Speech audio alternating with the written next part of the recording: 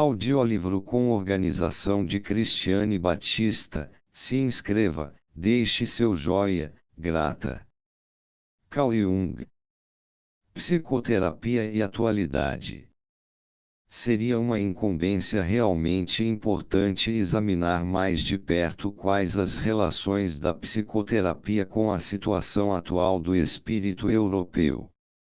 No entanto, não se levará a mal se, ao tentar empreender semelhante façanha, a pessoa recuar de repente, porque quem garante que a imagem que se faz das condições psíquicas e espirituais da Europa na atualidade seja fiel e corresponda à verdade? Será que, como participantes e contemporâneos de um acontecimento inaudito, temos condições efetivas de formar um juízo sereno e enxergar com clareza nesse indescritível caos político e ideológico da Europa dos nossos dias? Ou será melhor encolher as fronteiras da psicoterapia e restringir a nossa ciência a um enfoque mais modesto de especialistas indiferentes à catástrofe que está levando à ruína a metade do mundo? Receio que, se nos decidirmos por esta última alternativa apesar de sua louvável modéstia estejamos contrariando a essência da psicoterapia, que, afinal de contas, é tratamento da alma. Ao conceito de psicoterapia inere uma enorme exigência, qualquer que seja o âmbito a que a circunscrevamos, posto que a alma é a matriz de toda a ação, e, consequentemente, de todos os acontecimentos determinados pela vontade dos homens. Não seria apenas difícil, mas literalmente impossível, destacar aleatoriamente um pedacinho do campo infinitamente vasto da vida da alma, e estabelecer, daqui para frente, o campo de jogos reservado a uma coisa chamada psicoterapia. É verdade que a medicina se viu obrigada a demarcar para si um campo especial, o das neuroses e das psicoses, o que é conveniente e possível, tendo em vista a finalidade prática do tratamento. Mas essa demarcação artificial deve ser rompida, assim que a psicoterapia entender a sua problemática não só como técnica, mas também como ciência. A ciência, em si, não tem limites, simplesmente não existe especialidade alguma que possa ufanar-se de ser totalmente autárquica. Qualquer especialidade é levada a ultrapassar os seus limites e a penetrar no território vizinho, se quiser fazer jus ao status de ciência. Mesmo uma técnica tão altamente especializada como a psicanálise freudiana não pôde impedir a invasão em outros campos da ciência, bastante remotos às vezes. Realmente é impossível fazer o tratamento da alma e da personalidade humana, isolando umas partes do resto. Nos distúrbios psíquicos talvez apareça com maior clareza do que nas doenças físicas, que a alma é um todo, onde tudo depende de tudo. Com a sua neurose, o doente não nos põe em presença de uma especialidade, mas de toda uma alma, e com ela, de todo um mundo. Essa alma depende dele, e sem ele nunca será possível entendê-la satisfatoriamente. É por isso, talvez, que a psicoterapia tem menos condições que qualquer outro campo especializado, de refugiar-se no domínio sacrossanto de uma especialidade, que, por assim dizer, já nada tem a ver com a vastidão do mundo que está aí. Por mais que tentemos concentrar-nos no mais pessoal da pessoa, a nossa terapia não teria sentido sem a pergunta: de que mundo vem o nosso doente, e a que mundo deve ele ajustar-se? O mundo é uma realidade que transcende a pessoa, e uma psicologia essencialmente personalística nunca poderá fazer-lhe justiça. Este tipo de psicologia só vale até onde vai o aspecto pessoal do ser humano. Mas, na medida em que o homem também é um pedaço do mundo, ele traz o mundo, isto é, algo de suprapessoal ou de impessoal dentro de si. Isso implica toda uma infraestrutura física e psíquica, na medida em que se trata de uma realidade pré-existente. As personalidades de pai e mãe são, sem dúvida, o primeiro e ao que parece o único mundo do ser humano infantil. Caso o permaneçam por demasiado tempo, ele entrará inevitavelmente pelo caminho da neurose, pois o imenso mundo no qual deveria fazer a sua estreia, como um todo, já não é o mundo de pai e mãe, mas uma realidade que transcende o pessoal. No convívio com os irmãos, já começa a desacostumar-se da relação infantil para com pai e mãe. Mesmo o irmão mais velho já não é o pai verdadeiro, nem a irmã mais velha, a mãe verdadeira. Mais tarde, marido e mulher são originariamente estranhos um ao outro, e vêm de famílias estranhas, com antecedentes históricos, e às vezes também sociais, diferentes. São os filhos que, literalmente, forçam os pais a desempenhar o papel de pai e mãe, papel este, que antes, devido à sua atitude infantil, só viam nos outros, numa tentativa de conservar para si todas as vantagens do papel de criança. Através desse processo enantiodrômico de todas as vidas mais ou menos normais, força-se uma transformação da atitude que, do extremo da atitude infantil, passa ao outro extremo da de pais. Essa transformação requer o reconhecimento de fatos e valores objetivos, do qual a criança pode eximir-se. Mas já na escola, ensinam-lhe, implacavelmente, a conceber um tempo objetivo, o dever e o cumprimento do dever, a autoridade alheia, não levando em conta se ela gosta ou não da escola ou do professor. Com a escola, e o avançar incessante do tempo, uma realidade objetiva após a outra vai penetrando cada vez mais na vida pessoal, sem perguntar se é aceita ou se tem alguma opinião a respeito. Com isso, uma coisa vai se tornando tremendamente clara, que todo prolongamento do mundo de pai e mãe, além do tempo normal, tem que ser pago a um preço muito caro. Todas as tentativas de transferir o mundo pessoal infantil para o mundo externo acabam falhando. Até mesmo a transferência que ocorre durante o tratamento das neuroses é, na melhor das hipóteses, uma fase intermediária apenas, uma oportunidade de tirar todas as cascas de ovo que porventura ainda estejam grudadas no indivíduo desde a infância, e retirar as projeções da imago dos pais da realidade exterior. Essa operação é uma das tarefas mais difíceis da psicoterapia moderna. Antigamente, acreditava-se, com otimismo, que a imago dos pais pudesse, de certa forma, decompor-se e dissolver-se pela análise dos seus conteúdos. Mas na realidade não é assim. A imago dos pais pode, de fato, ser libertada do estado de projeção, e desligada do mundo exterior, mas ela se conserva inalterada, como todas as aquisições da primeira infância. Retiradas as projeções do mundo exterior, elas recaem sobre a própria alma, pois foi lá que elas se formaram, em grande parte.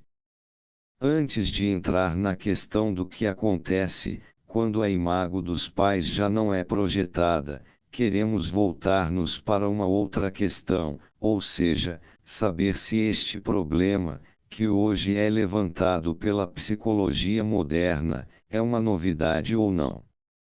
Nos tempos em que a psicologia científica ainda não existia, no sentido que hoje lidamos, este problema já era, ou ainda não era conhecido. e como se apresentava no passado. Uma vez que antigamente não se conhecia uma psicoterapia nos moldes que hoje conhecemos, é impossível esperar que as formulações históricas do passado contivessem algo de parecido com as nossas. Mas já que sempre e em todo lugar existiu a transformação da criança em paz, de que falamos, e que, à medida que a consciência ia aumentando, a dificuldade dessa transformação também era sentida subjetivamente, temos que suspeitar que tenha existido um ou diversos sistemas psicoterapêuticos comuns, para facilitar essas passagens difíceis. Efetivamente, nos níveis mais primitivos, já encontramos certas medidas incisivas, tomadas precisamente em todos os momentos da vida em que uma transição psíquica tinha que ser realizada. Menciono principalmente os rituais de iniciação da puberdade, os costumes dos casamentos, nascimentos e mortes. A observância de todas essas cerimônias, que em nível primitivo ainda se mantêm isentas de influências estranhas, é a mais rigorosa e exata possível, talvez, mais que tudo, para afastar eventuais danos psíquicos que ameaçam nesses momentos, mas além disso também para preparar o iniciando e proporcionar-lhe os ensinamentos necessários à vida. A vida e a prosperidade de uma tribo primitiva depende muito especialmente da execução conscienciosa das cerimônias, dentro do espírito da tradição. Nos lugares em que, pela influência do branco, esses costumes vão desaparecendo, acaba a vida própria da tribo. Ela perde a sua alma e se desagrega.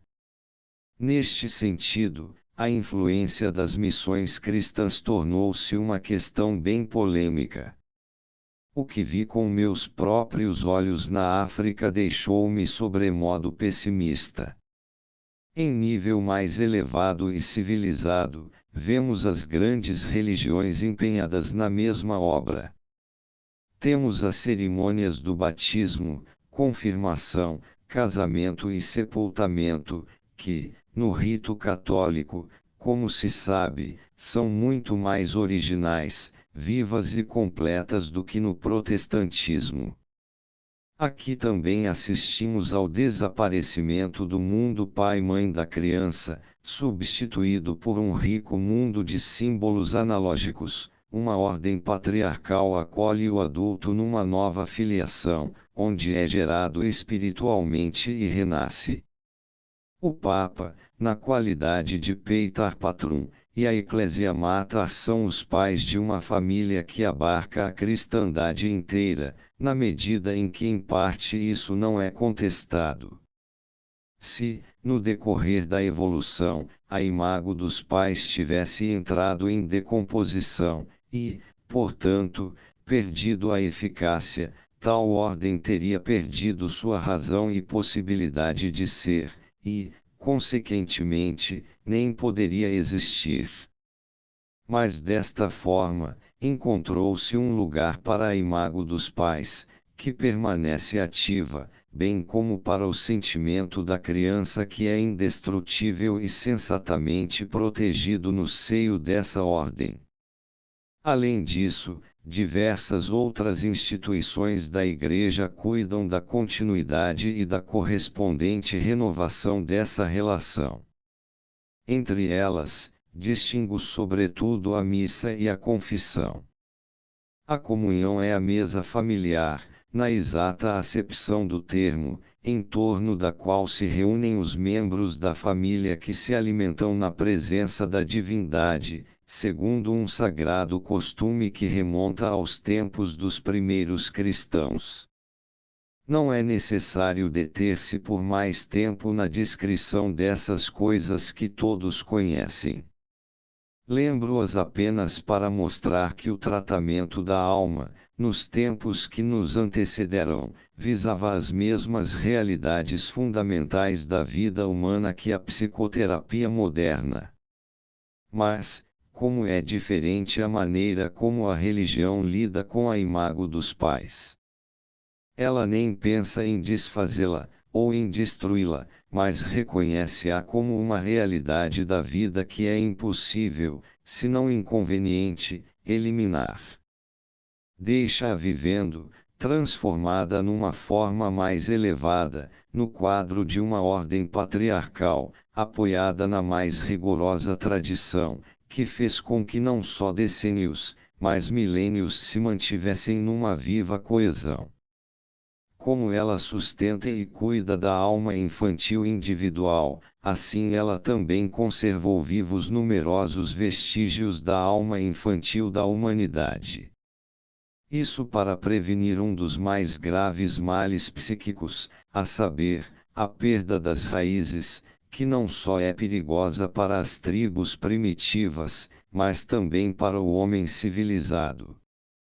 A dissolução de uma tradição, por mais necessária que seja em certas épocas, sempre é uma perda e um perigo para a alma, porque a vida instintiva como o que há de mais conservador no homem se exprime justamente através dos hábitos tradicionais. As convicções e os costumes transmitidos pela tradição estão profundamente arraigados nos instintos. Se são perdidos, a consciência separa-se do instinto, em consequência, a consciência perde suas raízes, e o instinto, agora sem expressão, retomba no inconsciente, cuja energia se reforça, esta, por sua vez, transborda para os respectivos conteúdos conscientes, o que torna então a falta de raízes do consciente realmente perigosa.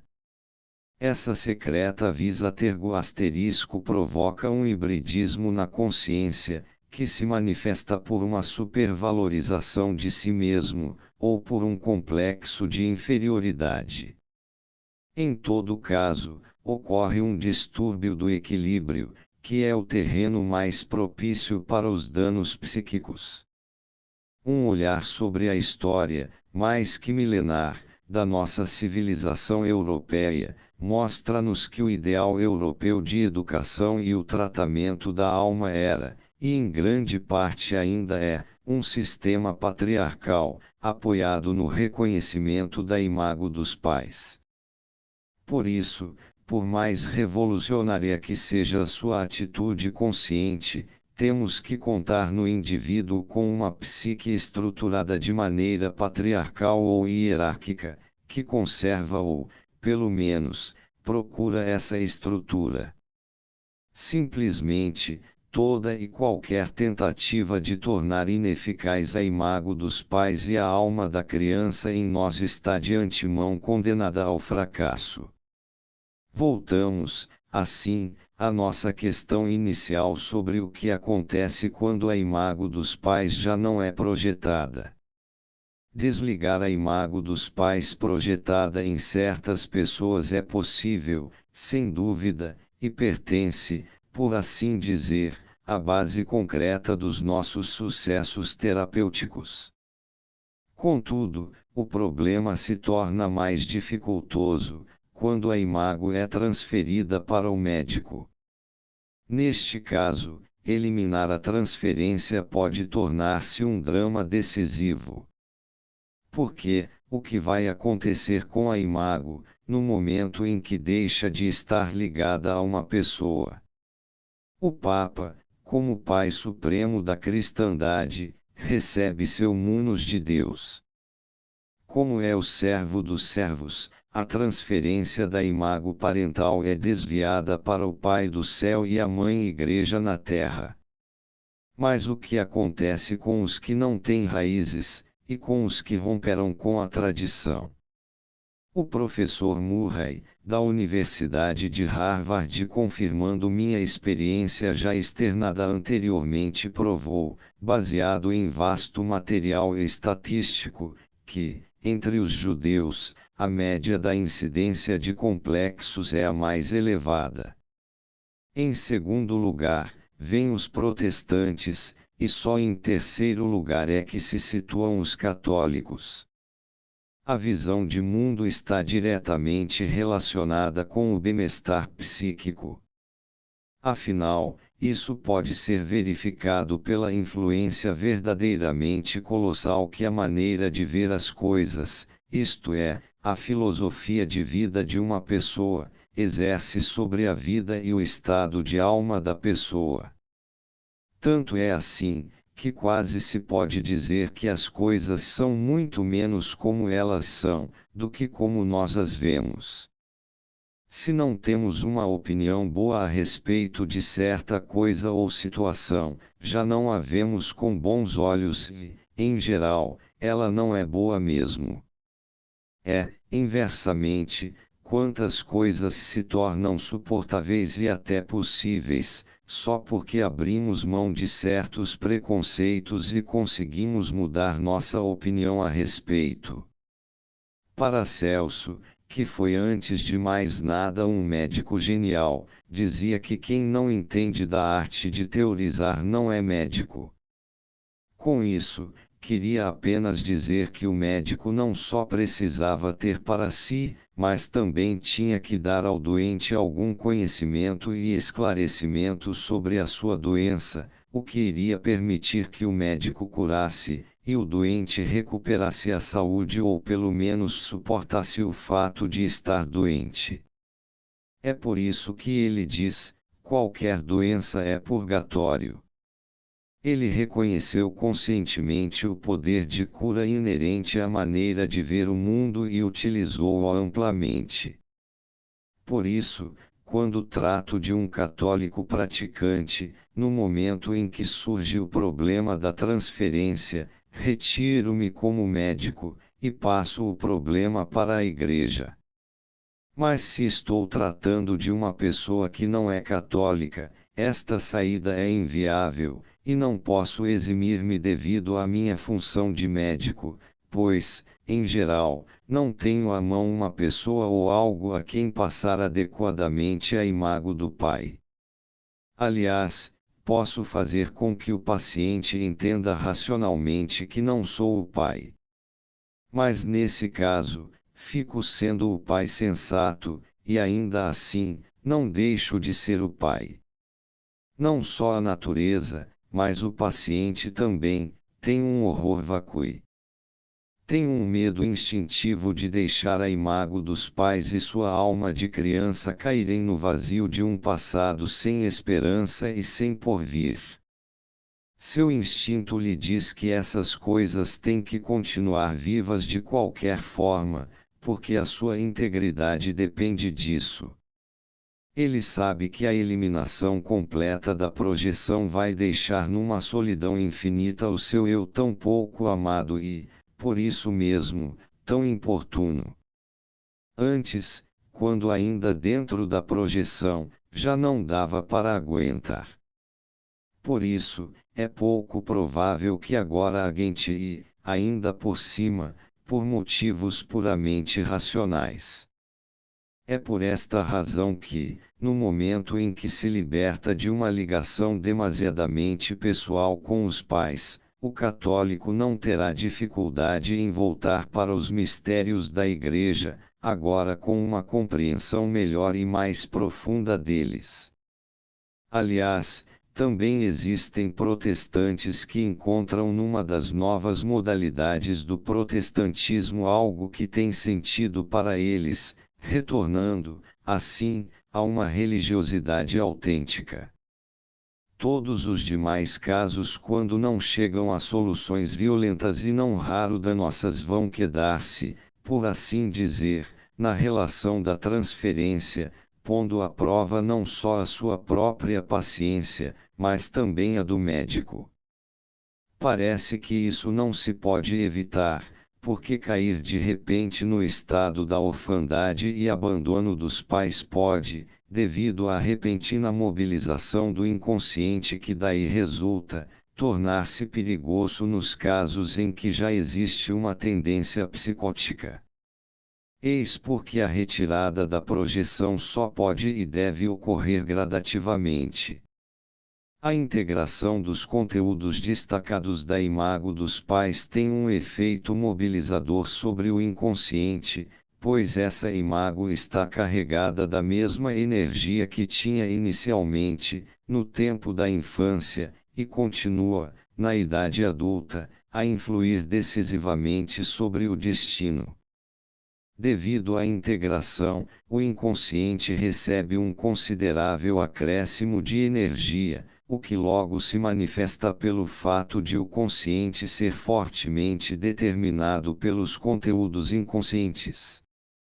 Ao isolamento da pura consciência do eu seguem-se paradoxalmente sonhos e fantasias, em que agora aparecem conteúdos impessoais e coletivos, constituídos do mesmo material de certas psicoses esquizofrênicas.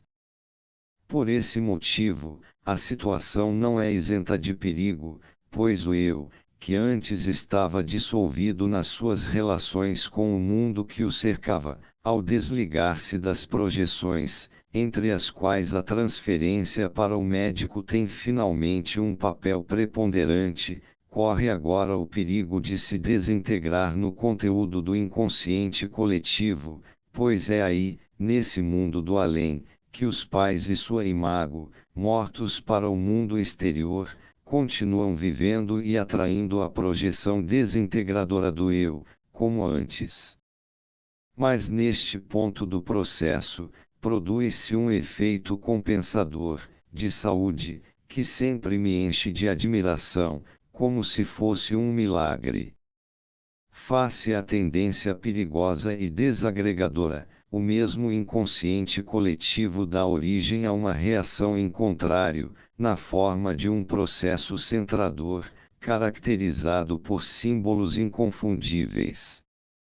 Este processo vai constituir nada menos do que um novo centro para a personalidade, cuja característica, conforme mostram os símbolos, é estar acima do eu, e cuja superioridade também é comprovada empiricamente, numa fase posterior.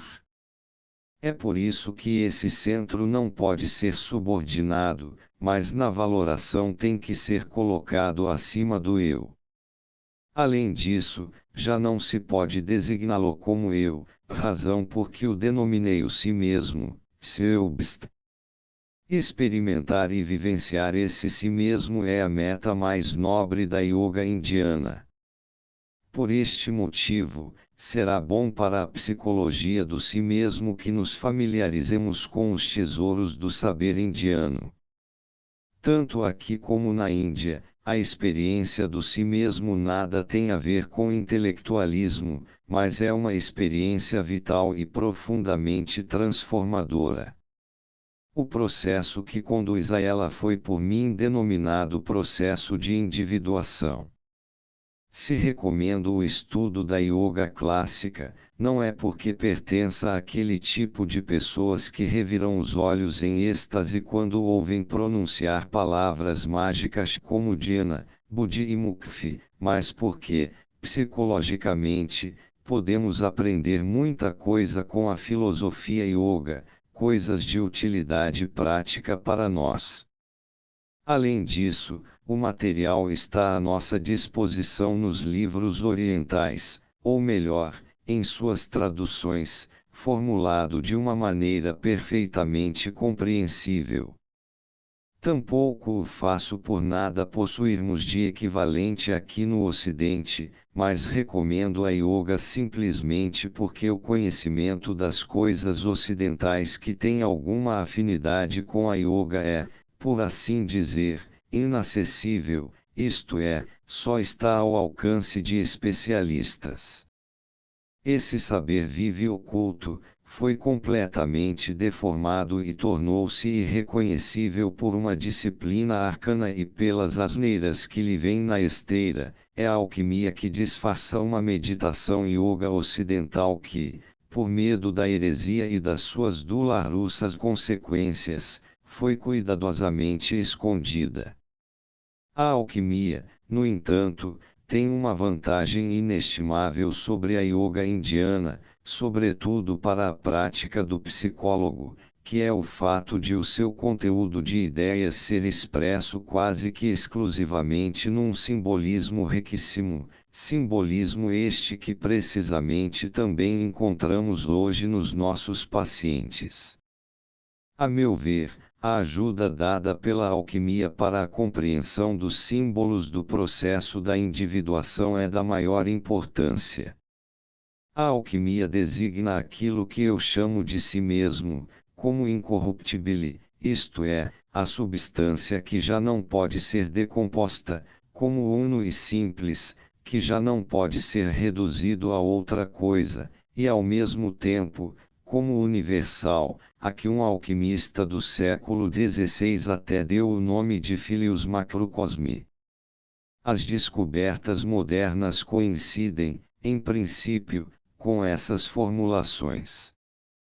Tive que mencionar tudo isso para chegar ao problema, como ele se apresenta hoje.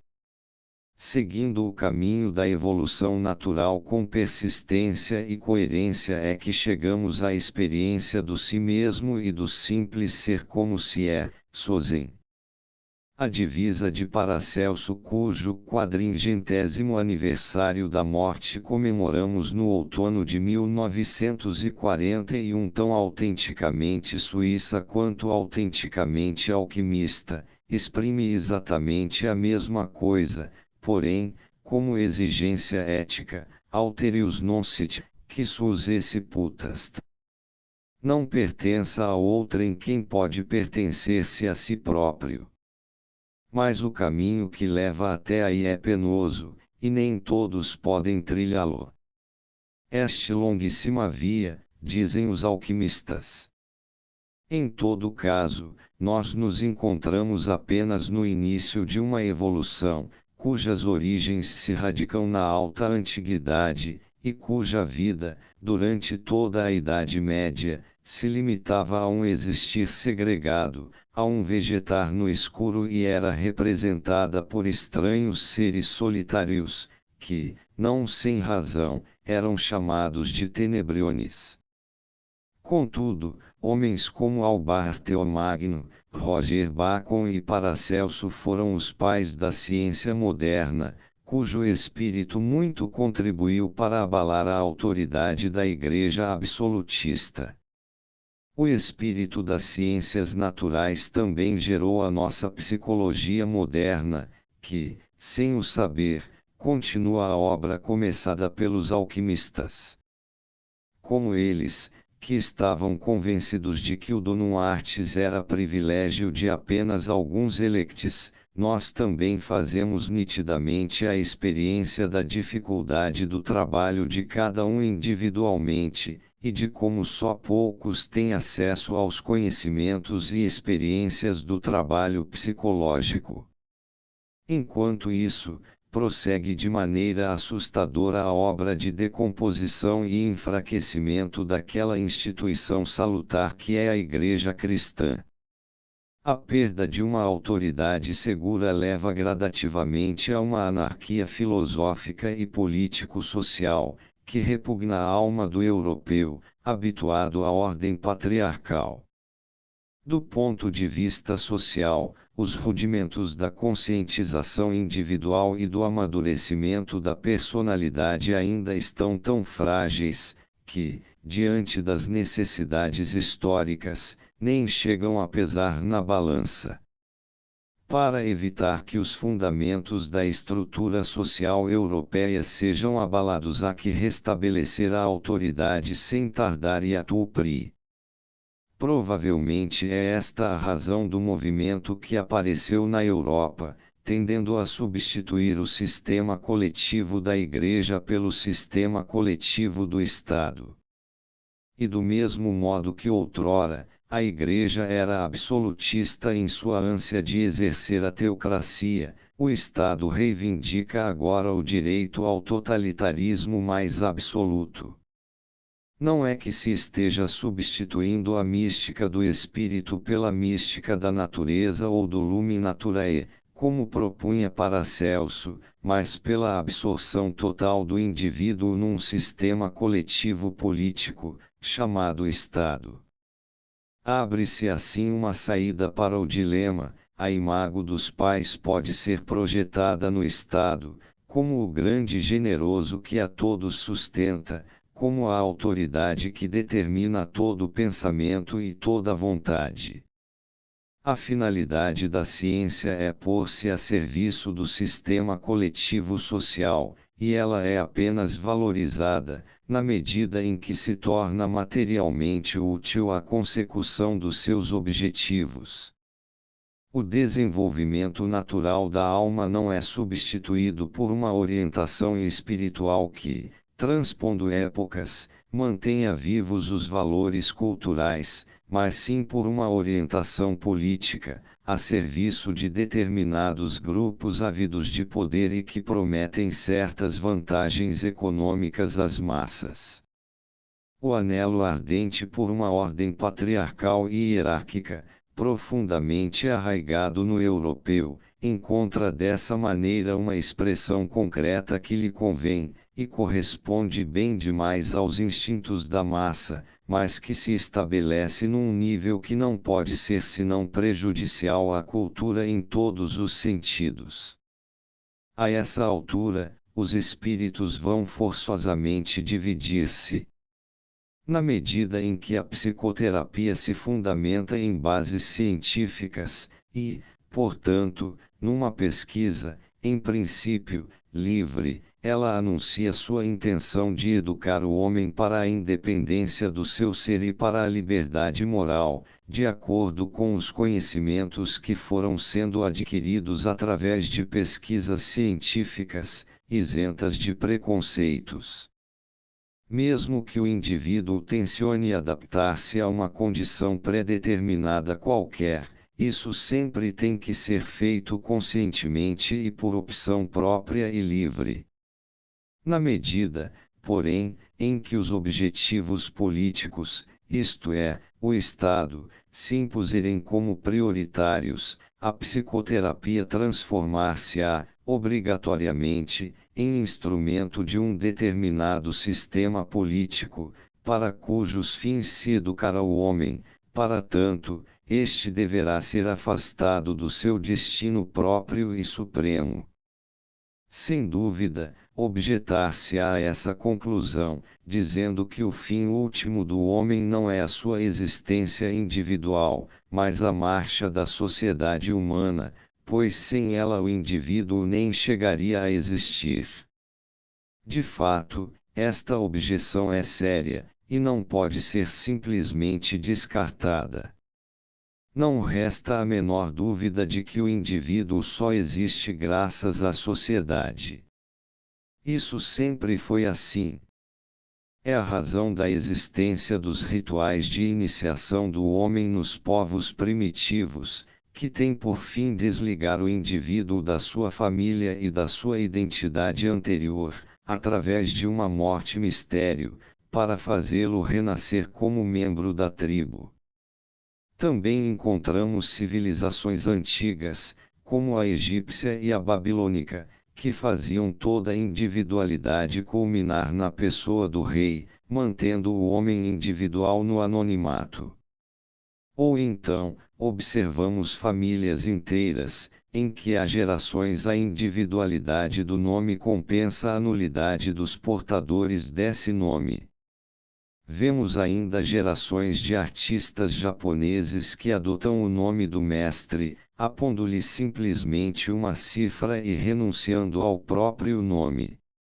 O grande, o indelével mérito do cristianismo, em contraposição a essas manifestações arcaicas, todas elas criadas a partir da projeção primitiva dos conteúdos anímicos, foi reconhecer que todo ser humano é digno de possuir uma alma imortal, ao passo que, antigamente, o único com direito a essa prerrogativa era o rei.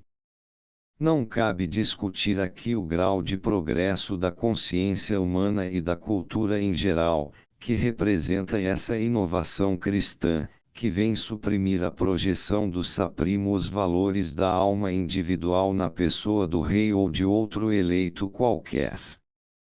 Neste ponto, o destino para a consciência, a liberdade moral e a cultura, inerente à natureza do ser humano, provou ser mais forte do que a surda coação das projeções, que mantém o indivíduo constantemente preso à escuridão da inconsciência, oprimindo até anulá-lo. Contudo, esse caminho lhe coloca uma cruz nas costas, isto é, o tormento da consciência, o conflito moral e a insegurança do próprio pensamento. Esta missão é tão tremendamente difícil, que, se algum dia conseguirmos levá-la a cabo, isso só será conseguido em etapas seculares, às custas de infindos sofrimentos e esforços na luta contra todos os poderes, que constantemente nos querem persuadir a seguir pelo caminho mais fácil da inconsciência. Nesse caminho da inconsciência, acreditamos sempre que a missão pode ser delegada a outrem, ou até e por que não, ao estado anônimo. Mas quem é esse outrem? Quem são esses super-homens? Evidentemente são super-homens que pretendem ser capazes de fazer o que todo mundo acha que não pode fazer. São pessoas iguais a nós, que pensam e sentem como nós, só que são mestres na arte de delegar aos outros. Afinal, quem é o Estado? É a soma de todas as nulidades que o constituem. Se pudéssemos personificá-lo, o resultado seria um indivíduo, ou melhor, um monstro, que, do ponto de vista ético e espiritual, estaria muito abaixo do nível da maioria dos indivíduos que o compõem, pois ele representa a psicologia das massas elevada à máxima potência. Eis porque o cristianismo, nos seus melhores tempos, nunca confiou no Estado, mas fixou uma meta sobrenatural para o homem, a fim de libertá-lo do poder compulsivo de todas as suas projeções neste mundo dominado pelo espírito das trevas. E deu-lhe uma alma imortal, para que tivesse um ponto de apoio para transformar radicalmente o mundo, ao ver sua meta não na dominação do mundo, mas na posse do reino de Deus, arraigado dentro do seu coração.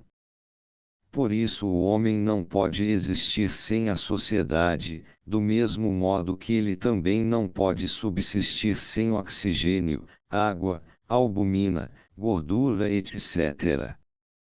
Como essas substâncias, a sociedade também é uma condição necessária à sua existência. Seria ridículo dizer que o homem vive para poder respirar o ar. Igualmente ridículo seria dizer que o indivíduo existe para a sociedade. Sociedade é um simples conceito para a simbiose de um grupo humano. Um conceito não é portador de vida. O único portador natural de vida é o indivíduo, e assim é na natureza inteira. Sociedade ou Estado é uma soma de portadores de vida, e simultaneamente, enquanto organização dos mesmos, uma das mais importantes condições de vida. Por isso também não é bem verdade que o indivíduo só pode existir como partícula de uma sociedade. Em todo caso, o homem pode viver muito mais tempo sem estado do que sem ar.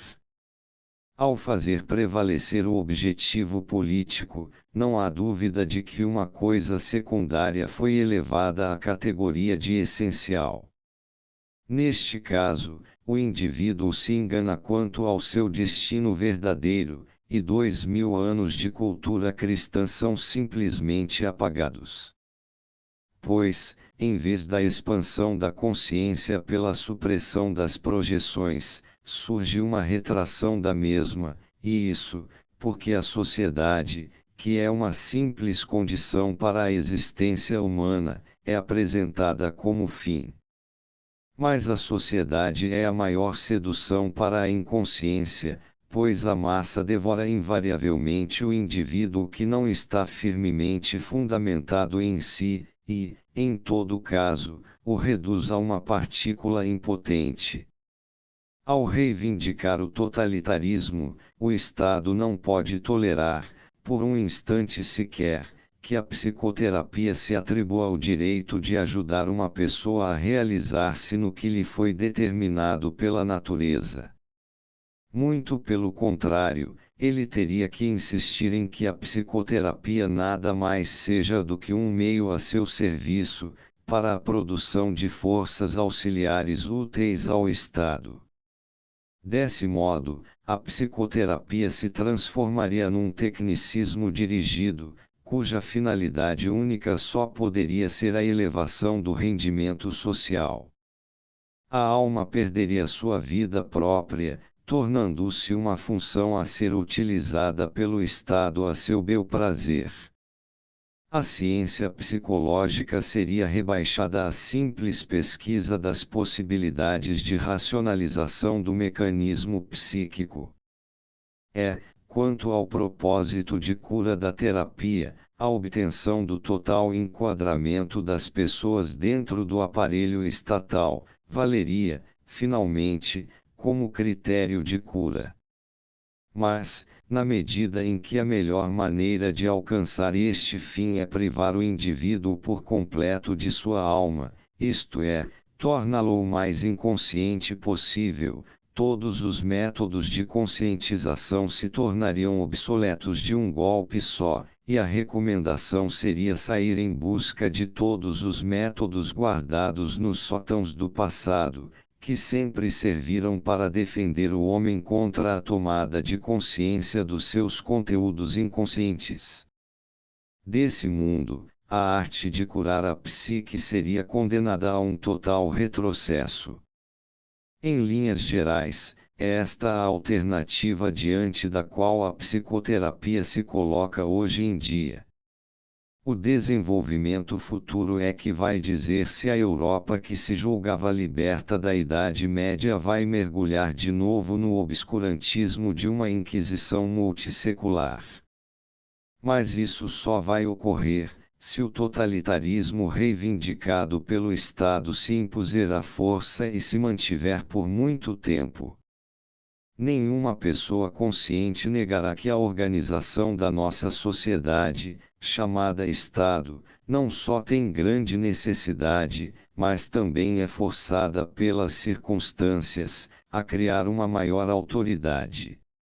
Se isso se der com a livre anuência, baseada no reconhecimento consciente dos cidadãos, o resultado só pode ser digno de encomíos. No entanto, se o mesmo se der por comodismo, como meio de se esquivar a decisões embaraçosas, ou por inconsciência, aí então os indivíduos correrão seguramente o perigo de serem anulados como seres humanos responsáveis. Mas neste caso, o Estado não será muito diferente de uma prisão ou de um cupinzeiro. Muito embora a tomada de consciência da individualidade possa corresponder ao destino natural do ser humano, ela não é o fim último. Isso porque não é possível que o objetivo da educação do homem se reduza a produzir um conglomerado anárquico de existências individuais. Isso equivaleria a um ideal inconfesso de extremado individualismo, o que não é mais do que uma reação doentia ao coletivismo, e tão insatisfatório quanto este. Contrapondo-se a isso, o processo da individuação natural produz uma consciência do que seja a comunidade humana, porque traz justamente à consciência o inconsciente, que é o que une todos os homens e é comum a todos os homens. A individuação é o tornar-se um consigo mesmo, e ao mesmo tempo com a humanidade toda, em que também nos incluímos. Estando assim assegurada a existência individual de cada um, logicamente também se garante que o conjunto organizado dos indivíduos no Estado, ainda que este se revista de uma autoridade maior, não mais constitua uma massa anônima, mas uma comunidade consciente. Contudo, há uma condição prévia indispensável para se chegar a isso, é a opção consciente e livre e a decisão individual. Uma verdadeira comunidade não pode existir sem esta liberdade e independência de cada um, e vamos e venhamos sem uma tal comunidade, o próprio indivíduo que se fundamenta em si mesmo e é independente, não pode progredir por muito tempo. Além disso, a personalidade independente é a que melhor serve o bem comum. Outra questão é saber se o homem contemporâneo já possui a necessária maturidade para essa escolha. Mas igualmente questionáveis são as soluções impostas aos homens com violência, e que se antecipam ao desenvolvimento natural.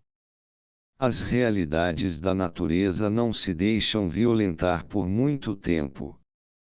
Como a água, elas têm a propriedade de infiltrar-se e penetrar em todos os sistemas que não as respeitam, solapando-os e levando-os, mais cedo ou mais tarde, à derrocada.